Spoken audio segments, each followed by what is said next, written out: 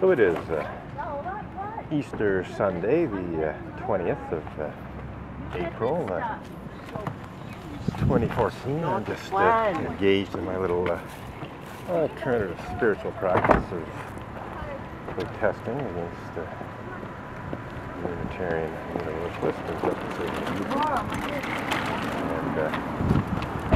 bunch of people coming by with young children. I'm thinking maybe there's some kind of special blessing of the children for Easter, I suppose, possibility. Even a likelihood. So, anyhow, Unitarians cover up and deny clergy abuse. It's one of the slogans I chalked on the sidewalk here, and the other one is Jeremy Searle's hate speech bugs me, which references the fact that Montreal Unitarian Jeremy Searle, who also happens to be a Montreal City Councillor, engaged in what can be reasonably described as hate speech at the last NDG Côte-des-Neiges City Council meeting. He characterized Québécois separatists as being worse than the emerald ash borer bug, and went on to express hope that Québécois separatists would be eradicated within a decade or so, much like when they eradicate a bug, specifically the emerald ash borer bug that he referenced. This is a pretty well total violation of the claimed principles and purposes of Unitarian Universalism, and it's by no means the first time that Jeremy Searle has engaged in offensive and insulting and even hateful behavior, and we can quibble over the meaning of the word eradicate, but it has certainly the sense, implication of death, basically, of killing people, or in the case of the emerald ash borer bug, when we're speaking about eradicating the emerald ash borer bug, we're talking about exterminating it. So, Jeremy Searle's rhetoric that was uttered at the last, I'm assuming it's once a month, NDG Côte-des-Neiges. Oh, that's good. Okay, so she's going to take a photo of my chalk slogan, I think. Oh, maybe not. I thought she was trying to get a camera. Oh, she's going to erase it. Who knows? Oh, this is funny. Oh, look, you're trying to cover up the fact that Unitarians support abuse of clergy. That's good. That just validates one of my other picket sign slogans, to say nothing one of my chalk drawings. So be my guest. Try and hide the fact that Unitarians support abuse of clergy, my dear. You're most welcome to validate what I'm saying in my protest. So yes, I do have another chalk slogan up the sidewalk there, in which it says that Unitarians cover up and deny clergy abuse.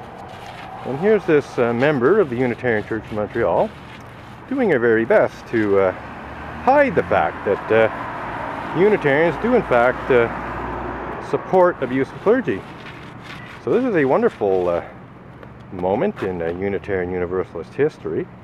It's not the first time by any means that Unitarian Universalists have tried to cover up and hide the fact that Unitarian Universalist clergy engage in... Calling the police, I don't want to be phoned or accused by I'm telling the truth about you, my dear. Thanks for hiding clergy abuse so graphically. So she's calling the police, blah, blah, blah. They've already, oh, here they come, actually. They've already been called, I believe. So we shall continue along here. It looks like they're, well, we'll see. They might just drive by. They might turn around. Well, it looks like they're turning right, so it seems that these particular police police officers. Yeah, it's a different station, 15. So that's just a police car that just happened to be driving by. I don't think it was called for a complaint. And they saw the picket signs and they slowed down and had a look. But yeah, this really, this is classic. I mean, what more could I ask for in terms of graphic evidence of Unitarians trying to cover up and hide clergy abuse than the fact that this woman just erased my chalk slogan on the sidewalk. Really couldn't ask for better than that, can I? So I think on that note we shall wrap up this video. I mean, I could go on at length about the various ways in which Unitarian Universalists support abuse of clergy. That's what she erased, and also how they go about covering up and hiding clergy abuse, or outright denying it, as this slogan here says. Just get a shot of that. So here, you know, Unitarians cover up and deny clergy abuse. So this woman did an excellent job of proving my point by erasing my chalk slogan that exposes the fact that Unitarians have a bit of a clergy abuse problem, and they support their abuse of clergy, and they do in fact try to cover up and deny clergy abuse in various ways. And I'll just end on the most egregious attempt to cover up and deny clergy abuse that the Unitarian Universalists are guilty of in my case, and that is falsely accusing me of the crime of blasphemous libel on the false basis that I've made, and this is an exact quote from the legal letter I was served with. I'm accused of making unfounded and vicious allegations to the effect that ministers of the Unitarian Universalist Association engage in such despicable crimes as pedophilia and rape. They're accusing me of defaming the church, and to such an extent that my alleged defamatory comments about Unitarian Universalist pedophiles and rapists, or indeed pedophile rapists, you know, that this is unfounded and vicious, when in fact this is not the case at all.